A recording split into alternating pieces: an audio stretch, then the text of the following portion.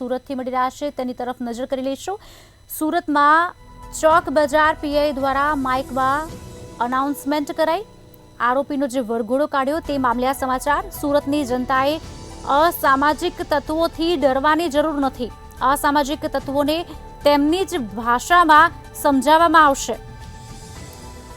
પારસ market અને કુબેરનગરમાં શ્રમિક કર્મીઓનો વસવાટ છે ત્યાં સુરતથી આ સમાચાર, જ્યાં અસામાજિક તત્વો શ્રમિકોને ધમકાવતા હોય છે। શાંતિ, સલામતી અને સુરક્ષા માટે પોલીસ સતત આપની સાથે છે, અનાઉન્સમેન્ટ કરવામાં આવી। સુરતની જનતાએ અસામાજિક તત્વોથી ડરવાની જરૂર નથી થતી તેવું સુરતના પીઆઈએ અનાઉન્સ કર્યું। અસામાજિક તત્વોને તેમની જ ભાષામાં જવાબ આપવામાં આવશે, તેમની જ ભાષામાં સમજાવવામાં આવશે।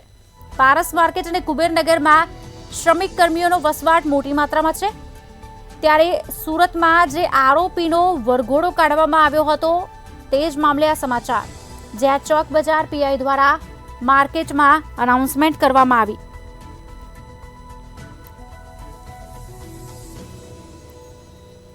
સુરતની જનતાએ ડરવાની જરૂર નથી, અસામાજિક તત્વોને તેમની જ ભાષામાં જવાબ આપવામાં આવશે। વારંવાર હેરાનગતિના ઘટનાઓ સામે આવતી હતી, ત્યારે લોકોમાં ભયનો માહોલ પણ જોવા મળ્યો હતો। લોકો ડરી રહ્યા હતા, અસામાજિક તત્વોનો સામનો કરવા માટે કોઈ તૈયાર ન હતું, ત્યારે પીઆઈ પોતે અનાઉન્સ કર્યું હતું કે ડરવાની જરૂર નથી। શાંતિ, સલામતી અને સુરક્ષા માટે સતત પોલીસ તમારી સાથે જ છે।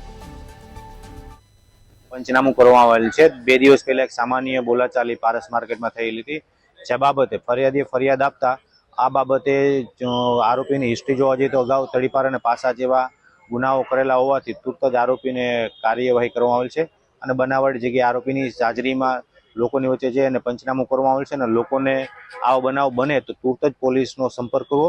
અમે તમારા માટે છીએ અને તમારી સાથે જ છીએ। સાહેબ, લોકોને ધાક જમાવવા માટે આ લોકો આમ કરે છે, પોલીસનો શું સંદેશ હશે? પોલીસનો એટલો સંદેશ કે આવા લોકોથી કોઈ ડરવાની જરૂર નથી। એ 2% જે ન્યુસન્સ હોય છે તેનાથી લોકો ડરતા હોય છે, પણ આની સામે ચાલીને એનો સામનો કરવાનો હોય છે અને પોલીસ એના માટે હંમેશા તત્પર રહેતી છે। સર્કસ કાઢવામાં આવ્યું છે।